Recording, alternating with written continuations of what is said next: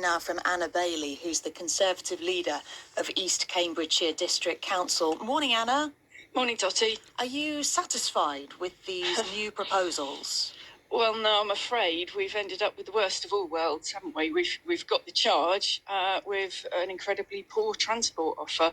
The transport offer was not great to start with, and it's only getting worse, as you've heard. Significantly less money to offer the future bus network that was, the carrot on offer. And now that is significantly weakened. In fact, it seems to me that the Greater Cambridge Partnership are just sort of dumping the whole idea of them having any involvement in the transport and handing that over to the combined authority with the hope of some money to come. So, an already bad public transport offer set to get significantly worse than that was on offer. Didn't you want these proposals to be watered down, though, Anna? Didn't you want a reduction in the number of hours that the charge would be applicable? And didn't you want more exemptions for certain categories of people? The buses that have been cut are the rural services. No, I didn't want them watered down. I wanted them stopped. I wanted us to go back to the drawing board.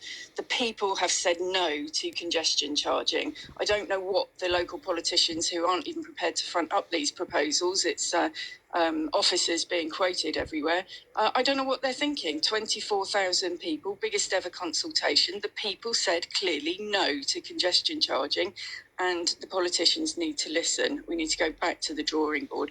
Residents in East Cambridgeshire are expected to pay the £5 congestion charge to raise, it's going to cost £20 million a year to run it, to raise £26 million supposedly for buses. And if people think that, they're going to bring these changes in and not fiddle with them later, that's just never going to happen. They'll start with 7 in the morning till 10 in the morning, 3 till 6 in the afternoon. We all know that is going to change over time, and that they'll be saying, we have to increase the time of the charge. We all know that they'll fiddle with the 50 free days. And by the way, can you imagine the bureaucracy of the 50 free days? We don't know whether it's per household, per vehicle.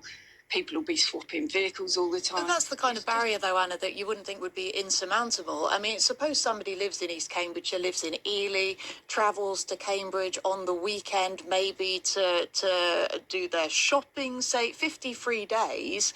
That could mean really that they don't have to pay to drive into Cambridge at all. Well, the weekend was never going to be chargeable. That's the irony. The one day that suffers massive congestion, Saturday, that was never chargeable. This is a bureaucratic nightmare that I'm afraid the left in the UK just love to, have bureaucratic systems that cost huge sums of money to run and increasingly expensive sums of money to run. And once the infrastructure's in, the charge will only increase. And we're getting a very, very poor transport offer in return, and it is not what the people of Cambridgeshire deserve. We are a net contributor to the Treasury. This is not what we have to suffer. There are better alternatives, and that's what we need to get focused on. The people have said no. So how would you find money for a better public transport network? Well, there are endless possibilities to put in a proper system of a 21st century turn up and go style system.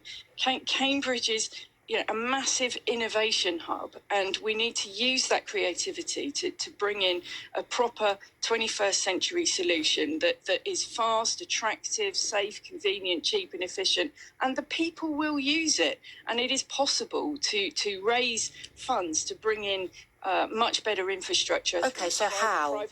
Private investment.